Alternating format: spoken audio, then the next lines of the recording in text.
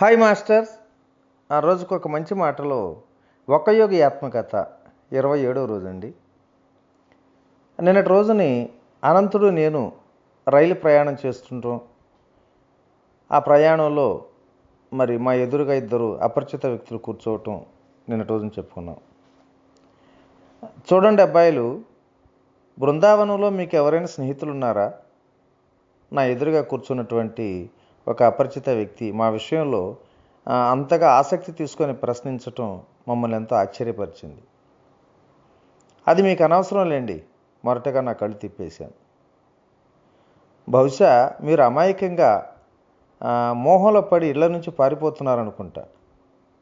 నేను భక్తిభావం కలవాడినిలేయ్యా. మీకు భోజనము, మలమల మార్చే ఈ ఎండ నుండి రక్షణ కల్పించే వసతి సమకూరేలా చూడటం నా అనివార్య కర్తవ్యంగా భావిస్తాను. వద్దండి, మమ్మల్ని వదిలేయండి. మీరు చాలా దయగలవారే, కానీ మేము మాత్రం ఇంట్లోంచి పారిపోయి వచ్చామనుకోవటం మీ చాలా పొరపడ్డారు. ఆ తర్వాత సంభాషణ ఏమీ జరగల. అంతలో బండి స్టేషన్కు చేరి ఆగింది. నేను జితేంద్ర ప్లాట్ఫామ్ మీద దిగేసరికి మా తోటి ప్రయాణికులు మా ఇద్దరు చేతులు పట్టుకొని వెంటనే ఒక గుర్రబండిని పిలిచారు. ఆ తర్వాత ఆ గుర్రబండి ఒక పెద్ద ఆశ్రమం ముందు ఆగింది. ఆ ఆశ్రమం చక్కగా తీర్చిదిద్దిన ఆవరణలో పచ్చడి చెట్ల మధ్య అలరారుతుంది. మా ఉపకారులు ఇక్కడికి వారికి తెలిసిన వాళ్ళేనని కూడా అప్పుడు అర్థమైపోయింది.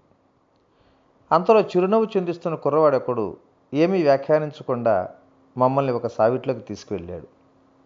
కాసేపట్లో హుందాతను ఉట్టిపడుతున్నటువంటి ఒక వృద్ధురాలు వచ్చి మమ్మల్ని కలుసుకున్నారు. గౌరీమ, యువరాజులు రాలేకపోయారు. వారిలో ఒకరు ఆశ్రమ అధిపతితో అంటున్నారు.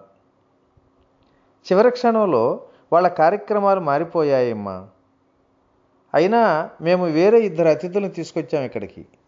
మేము రైల్లో కలుసుకోగానే వీళ్ళు కృష్ణ భగవానుడి భక్తులుగా మమ్మల్ని ఎంతగానో ఆకర్షించారు. వెళ్ళొస్తాం బాబు అంటూ మాకు పరిచితులైనటువంటి ఇద్దరు గుమ్మం వైపు నడిచారు.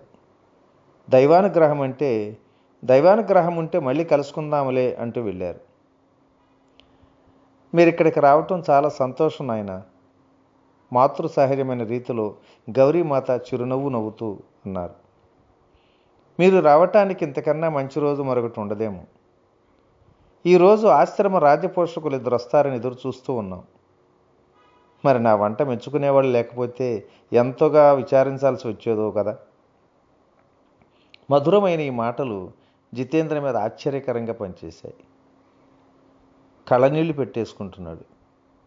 బృందావనంలో తనకు ఎదురవుతుందన్న భయపడినటువంటి పరిస్థితి రాజోచితమైన స్వాగతంగా మారిపోయింది.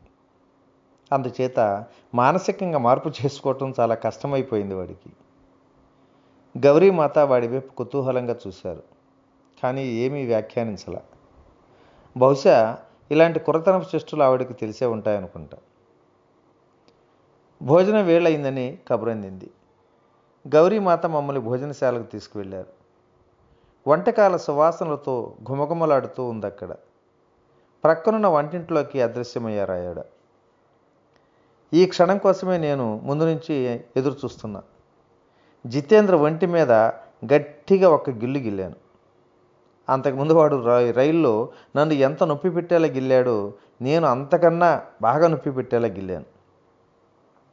ఓ అనుమానం మనిషి, చూసావా దేవుడు ఎన్ని ఏర్పాట్లు చేస్తున్నాడు మనకి ఇంత తొందరగానే అంటుండగా గౌరీమాత ఒక విసనకరతో తిరిగి వచ్చారు.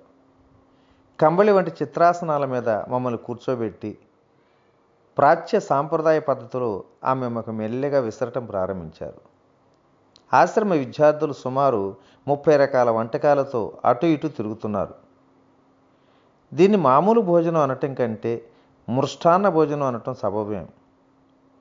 ఈ భూమి మీద పడ్డాక నేను జితేంద్ర అంత రుచిగల వంటకాలు ఎన్నడూ రుచి చూసెరగం. రాజభోజనానికి తగ్గ వంటకాలు ఇవి. మాతాజీ, మీ రాజపోషకులకు ఈ విందుకు రావటం కంటే అవసరమైన పని ఏం పడిందో నేను ఊహించలేను, కానీ జీవితాంతం మరిచిపోలేని జ్ఞాపకం ప్రసాదించారమ్మా. అనంతుడు పెట్టిన షరతు మూలంగా నోరు మూసుకుని ఉండాల్సినటువంటి మేము మా ధన్యవాదాలకు 2 రకాల ప్రాముఖ్యం ఉందన్న సంగతి ఆ దయమాయికి వివరించలేకపోయాం. ఆవిడ ఆశీస్సులతో పాటు ఆశ్రమానికి మళ్ళీ రమ్మన్న ఆహ్వానం కూడా అందుకొని మేము బయటికి వచ్చాం.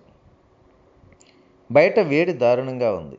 నేను మా స్నేహితుడు ఆశ్రమం గేటు దగ్గర ఉన్నటువంటి పెద్ద కమిడి చెట్టు నీడలో తలదాసుకున్నాం. తర్వాత ఘాటుగా సంభాషణ ఇలా జరిగింది. జితేంద్ర మళ్ళీ అనుమానంలో పడ్డాడు. నువ్వు నన్ను పెద్ద చిక్కుల్లోకి లాగావు. మధ్యాహ్న భోజనం మనకి కాకతాళీయంగా దొరికింది.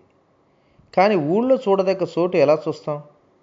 మన దగ్గర ఒక పైసా లేకుండా మళ్ళీ నువ్వు అనంతుడి ఇంటికి ఎలా తీసుకువెళ్తావు నన్ను? ఇప్పుడు నీ కడుపు నిండింది కనుక దేవుని ఇట్టే మర్చిపోయావు. నా మాటలు కటువుగా అయితే లేవు కానీ నింద మోపుతున్నట్టుగానే ఉన్నాయి. దేవుడు దయను మనుషులు ఎంత తొందరగా మర్చిపోతారు?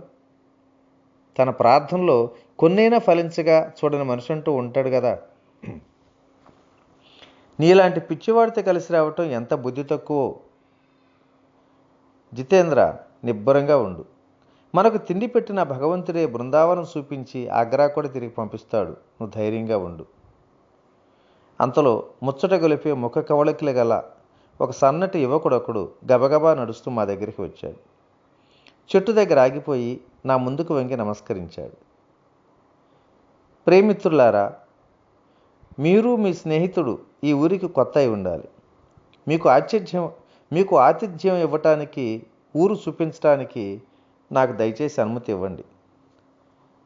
భారతీయుడి ముఖం పాలిపోవటం అనేది చాలా అరుదు. కానీ జితేంద్రుడి ముఖంలో కత్తివాటుకు నిద్ర చుక్కలేదు ఈ మాటలకు. అతను చేయదలసిన సహాయాన్ని నేను మర్యాదగా తిరస్కరించాను. మీరు నన్ను నిజంగా వెళ్ళగొట్టడం లేదు కదా?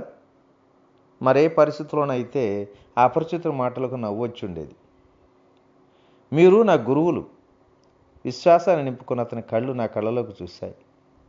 మధ్యాహ్నం ధ్యానం చేసుకునే వేళ శ్రీకృష్ణ భగవానుడు నాకు దర్శనమిచ్చి సరిగ్గా ఈ చెట్టు క్రిందే 2 వ్యక్తుల ఆకారాలను నాకు చూపించాడు. వాటిలో ఒకటి మీదే. గురుదేవ, నేను ధ్యాన సమయంలో తరచుగా మీ మూర్తిని చూస్తుండేవాడిని. ప్రేమపూర్వకంగా నేను అందించే సేవల్ని మీరు స్వీకరిస్తే ఎంతో ఆనందిస్తాను. మీరు నన్ను కనుక్కున్నందుకు నాకు కూడా సంతోషంగానే ఉంది. దేవుడు కానీ మనుషులు కానీ మమ్మల్ని పరిత్యజించలేదు.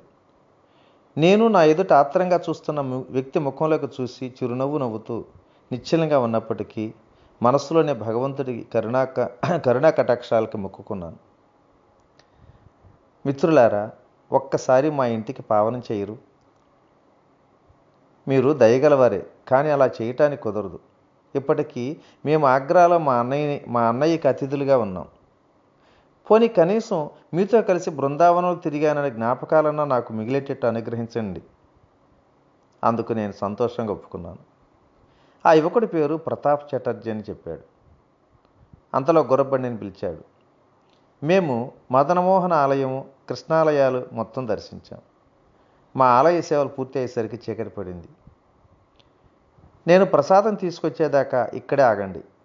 ప్రతాప్ రైలు స్టేషన్ దగ్గర ఒక దుకాణంలోకి వెళ్ళాడు. వెనకటి కన్నా ఇప్పుడు చల్లగా జనసమర్థంగా ఉన్న విశాలమైన వీధిలో నేను జితేంద్ర పచారులు చేశాం. కొంతసేపటి దాకా మా స్నేహితుడు తిరిగి రాలా. చివరికి బోలెడు మిఠాయిలు తీసుకొని మాకు కానుక తెచ్చాడు. ఈ మాత్రం పుణ్యం చేసుకోవటానికి దయతో నన్ను అనుగ్రహించండి. కొన్ని రూపాయల కట్ట, ఆగ్రాకి అప్పుడే కొన్న 2 టిక్కెట్లు చూపిస్తూ ప్రతిమాలుతున్నట్టుగా చిరునవ్వు నవ్వాడు ప్రతాప్. వాటిని స్వీకరించడంలో నేను చూపినటువంటి భక్తి శ్రద్ధలు భగవానుని అదృశ్య హస్తానికి చెందుతాయి. అనంతుడు ఎంత ఎగతాళి చేసినప్పటికీ దాని ఔదార్యం అవసరాన్ని ఎంతో మించిపోని. స్టేషన్కి దగ్గరలో ఒక ఏకాంత ప్రదేశం చూసుకున్నాం. ఈరోజు మరి ఇంతటితో ఈ మంచి మాటను ఉపసంహరించుకుందాం. తిరిగి మరుసటి రోజుని మరికొన్ని విశేషాలతో కలుసుకుందాం. ఓకేనా? ఓకే. ఇట్లు మీ రామిరెడ్డి మానసరావు. Thank you.